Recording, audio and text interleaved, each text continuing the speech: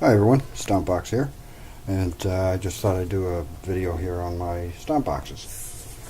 Sitting around with nothing to do, so it seemed like a good way to kill a little time. I'm going to start down at the end here. This one is a chorus pedal by an outfit called Landmine that's no longer in business. A Canadian company. I think they lasted a year or two, and they did two pedals. The chorus, and they also did a pedal called a distortion, and that was it before they went belly up. This one is they only made 200 of these. How many of the distortion pedals they made, I don't know, but they're quite rare, and it's a really good distortion pedal. It's a little on the wide side for it. It's not all that pedal board friendly, as you can see, but beyond that, it's a nice subtle effect, very transparent. And it's a good pedal, a good chorus pedal, good quality, and it's analog as well, which if it means anything to you, it's good to know. The arrow at the top just shows me where the 9-volt plug is, because it was hard to find on the round pedal. So that's the Landmine chorus. Excuse me, got a bit of a cold here, so I'm trying to fight my way through it. This is a Joyo British pedal. Ignore the Marshall thing, that's just a sticker I put on it. It's supposed to be, I believe the Joyo pedals are actually really good value for the money. This is about a $50 pedal, and I think it's a copy of a Sansamp pedal of some sort. The Joyo pedals are all pretty much a rip-off of something else, so it's a good way to pick up a few pedals and that are decent quality. They're true bypass. We got 9-volt plug and all that on there, and they make a whole range of them. You can get them on eBay pretty easily. We have here a Zakk Wylde overdrive. It's a good overdrive pedal. Pushes the front end of an amp nicely. It's fairly smooth and warm. Tone knob on it is very useful. It sweeps from bass to treble quite a bit, so you can get it. I usually leave it about there, and level, of course. And these you can get on eBay for about $50. I believe new they're about 100, maybe 120 in that range. So most of the stuff I have here I've bought on eBay or bought secondhand. I rarely buy stuff new, just because by the time you walk out the store, the value of it's cut in half anyway. Distortion Plus, of course, made famous by Randy Rhoads. These are Distortion Plus, a bit of a misnomer. They're really more akin to an overdrive. A little dirtier, a little hairier than the Zakk Wylde. Good for, again, push the front end of an overdriven amp. They work quite well. These pick up in the used market for about $50-60. New, I think, again, they run about $120. And you can get vintage ones, old ones. I think you find them for around $100 to $150, give or take a bit, depending on the seller. But they're good, just workhorse distortion pedal, good to have around. And we get to Boss SD1 Super Overdrive. This one's been modified by me. It's got a blue LED just because I had one, and the chip in it has been changed. I can't remember what chip is in it now, but I also put in a socket so I can pull the chip out and insert another one without soldering, and it sounds quite good. And because of that socket, it's quite versatile as well. So, but even straight up out of the box, these are good. Zakk Wylde used one of these for years before he got his own signature one. Not that I'm a huge Zakk fan, but I just read that somewhere. We have the distortion, DS1 distortion from Boss. Standby pedal they've had. I think this is the first pedal they ever made. This one is from August '94. I had no knobs on it when I got it, so I just stuck on there what I had.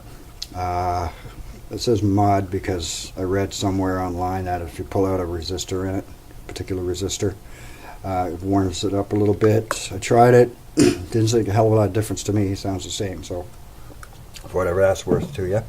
Boss Distortion DS1. Equalizer GE7, had this forever, just beat the shit, as you can see. This one's a made in Japan model.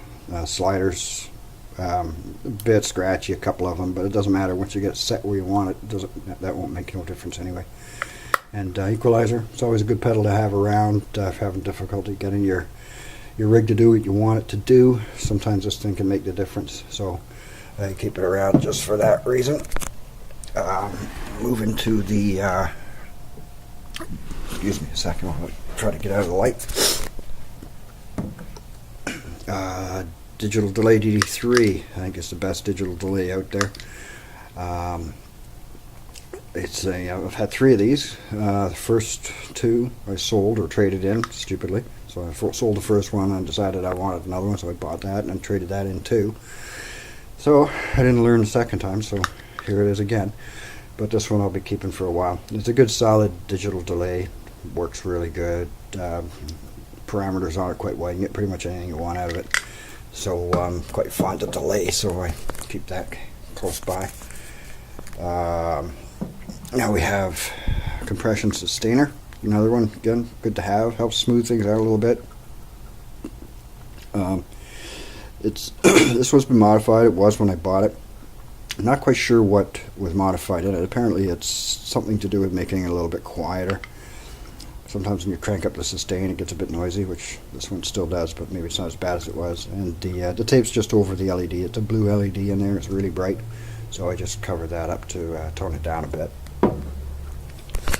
Now get down to the Marshall pedals. This is a Blues Breaker 2, not to be confused with the Blues Breaker 1. These Marshall pedals are a really good value. This is about a $60 pedal, brand new. And I believe I might have done a demo on this thing. And it works really good. Price is right. You can probably pick one up used for 25 or 30 bucks. And a lot of the purists out there say, "Oh, a piece of shit. You know, the first one was better." Oh, perhaps it was, but you know what? The first one, going to cost you about 300 bucks on eBay if you're lucky. This is a $60 pedal, and it works. So I'll keep that one around. There are deals we had on eBay, but apparently this isn't one of them. Not yet, anyway. You have to keep watching. Jackhammer. This thing here, I don't know what to tell you. I can't make it work for my life. It's got this contour and frequency knob. Best I can tell, it's kind of a versatile sort of mid-range. Excuse me. And I can't get a real good sound out of this thing, so this is probably going to wind up being traded in or thrown on eBay or something. It's a love-hate thing. Some people can make these things sing. I can't. And it's too much work. I don't have time to fuck around trying to get a sound out of it. I just want to plug it in, dial it up, and go. So that one is not one of my favorites. And we have here Ibanez Tube Screamer. Sorry, everybody's aware of the Tube Screamer. It's this one here is the 30th anniversary. You can just make it out there on the thing. That's the chrome gold, chrome green color. There's a green LED chip on it there because I dropped it. And some made in Japan. Typical Tube Screamer. I like using this for single coils. It seems to work better for my ears anyway, with single coils rather than humbuckers.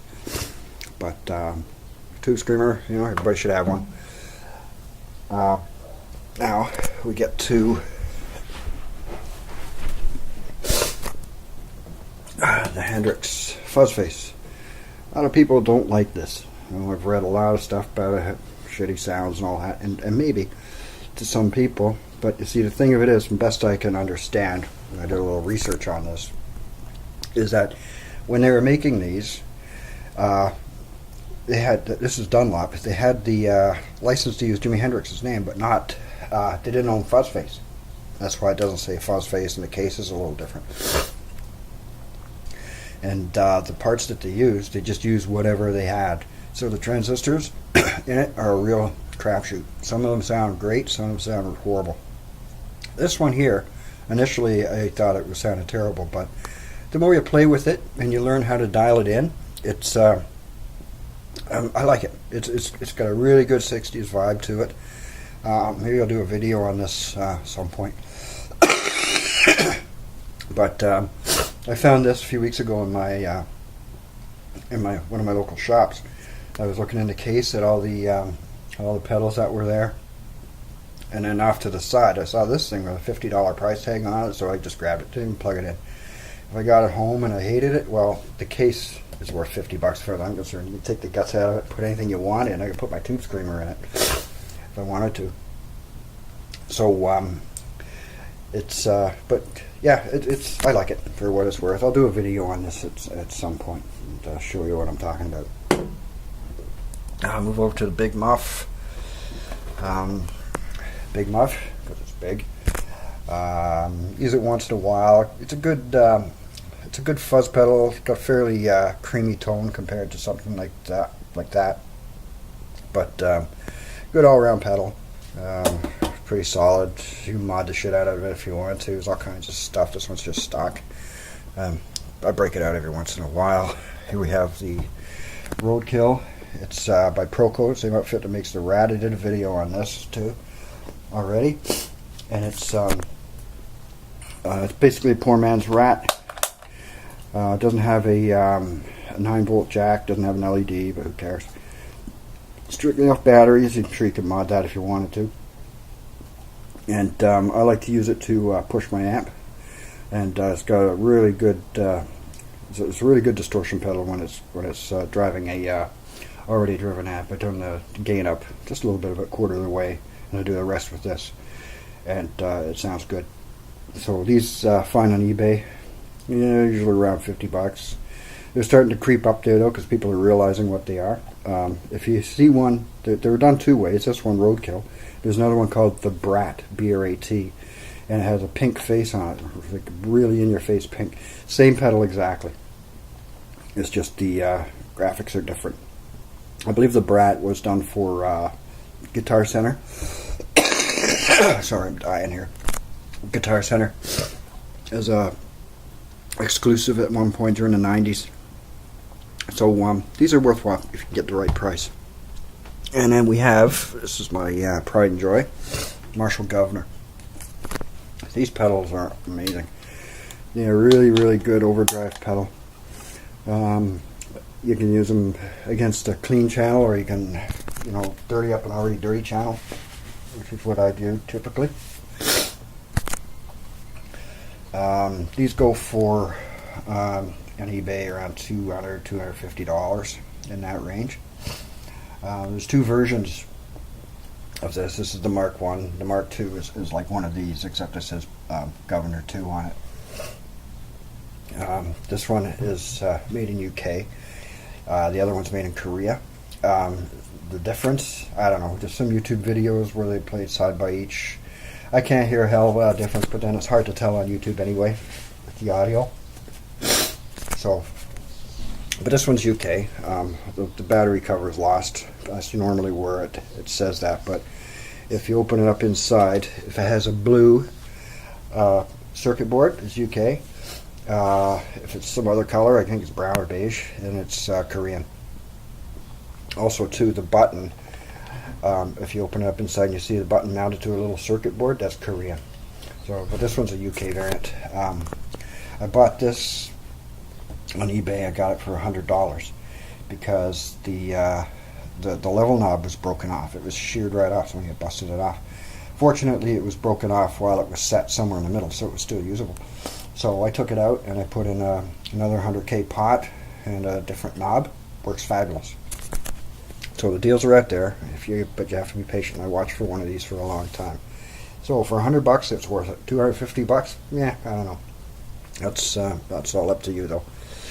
So that's the Marshall. Oh yeah, I forgot to mention.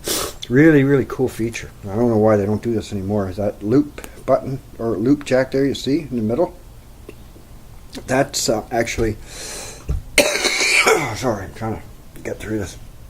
That's for basically an effects loop that you can run off of the pedal. And you put a stereo type jack in there, and then it splits into two monos, and then you put this in the front of a pedal. You put that in the back of a pedal. Input output, and then that other pedal that you have connected to this will be activated with the Marshall. So you step on that, you'll have both pedals, or you can string several pedals together, just going on the in and this in the out.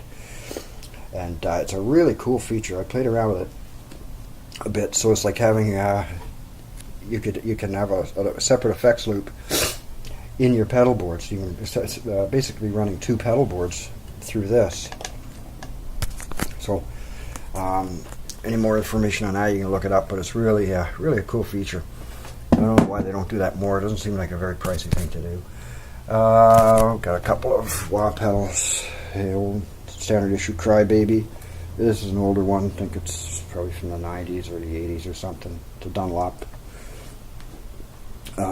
This one's been modded. I put the true bypass switch in it and the phasal inductor in it.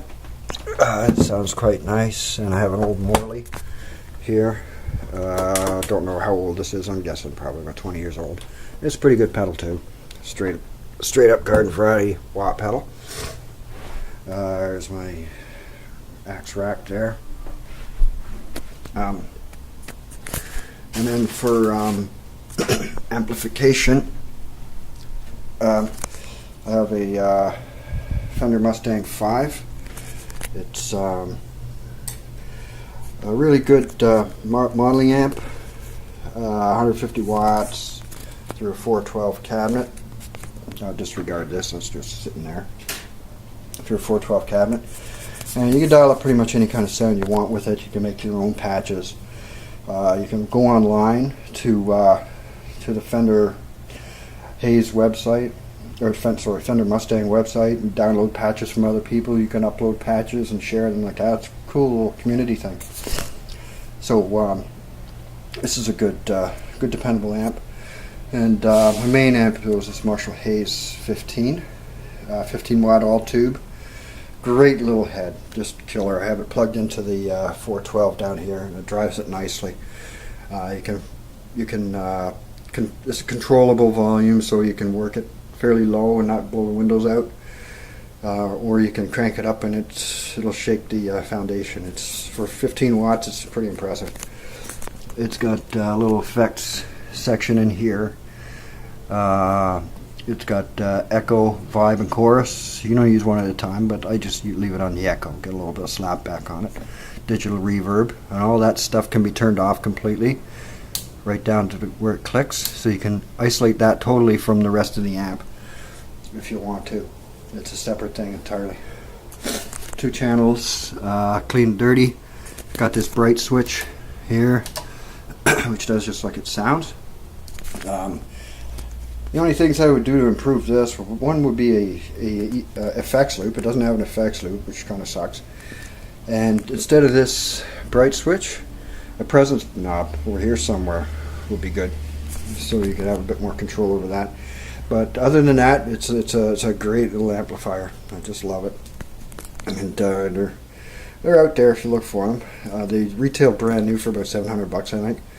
This one here, I just got a screaming deal on. I traded in 3 or 4 pedals I didn't use, and walked out the door with this for $150 at one of my stores. So quite happy with that. And there you have it. That's my stuff. So any questions, let me know. Thanks a lot for watching. Bye.